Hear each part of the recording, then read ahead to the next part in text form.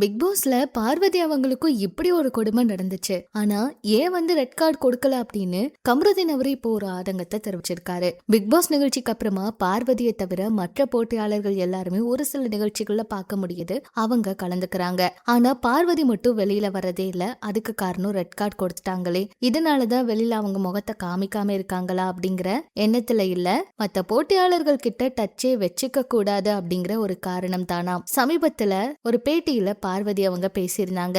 நான் இனிமே அவங்களோட தொடர்பே வச்சுக்க கூடாதுன்னு முடிவு பண்ணிட்டேன்னு சொல்லியிருந்தாங்க. பாரவித் வைப் அப்படிங்கிற ஒரு பேட்டியை எடுத்திருந்தாங்க.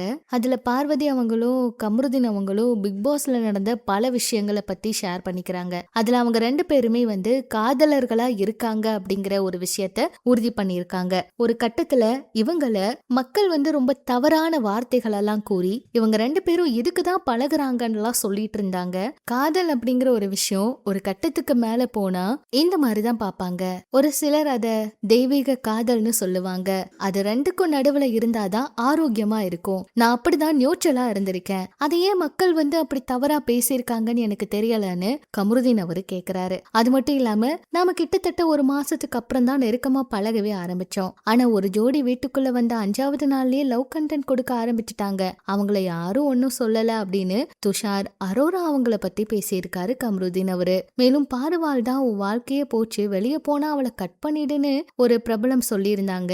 அதுக்கு கமருதீன் அவரு வெளியே போனா நான் அவங்களவே கட் பண்ணிடுவேன்னு அவங்களுக்கு தெரியாம போச்சு அப்படின்னு திவ்யா அவங்களுக்கு மறைமுகமா இந்த பதில கொடுத்திருந்தாரு. நமக்கு ரெட் கார்டு கொடுத்தாங்க, ஓகே, உனக்கு உன்னுடைய கண்ணை அடிச்சு வீங்க வச்ச சபரிக்கு எதிரா நீ ஏன் உமன் கார்டு எடுக்கலன்னு பார்வை பார்த்து கமருதீன் அவரு கேட்டாரு. அதுக்கு பார்வதி அவங்க, அது வரைக்கும் எனக்கு அப்படி ஒரு ஆப்ஷன் இருக்குன்னு தெரியாது, தெரிஞ்சாலும் நான் கொடுத்திருக்க மாட்டேன். ஏன்னா எவ்வளவு அடி வாங்கினாலும் இந்த பாரு மறுபடியும் எழுந்து வருவான்னு மக்கள் பார்க்கணும். அதனாலதான் அந்த உமன் கார்டு அப்படிங்கிற ஒரு விஷயத்துக்குள்ள நான் போகணுங்கிறதான் எனக்கு தோணல அப்படிங்கறத சொல்லியிருந்தாங்க.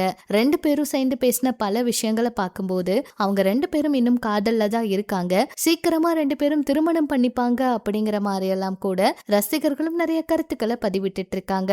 பாருக் கமருதீன் இவங்களுடைய பேர் எல்லாருக்குமே பிடிச்சிருந்துச்சு. அது மட்டும் இல்லாம இவங்களுக்குள்ள அந்த காதல் அப்படிங்கிற விஷயமும் சரியாவே புரிதலோட செட் ஆயிருச்சு.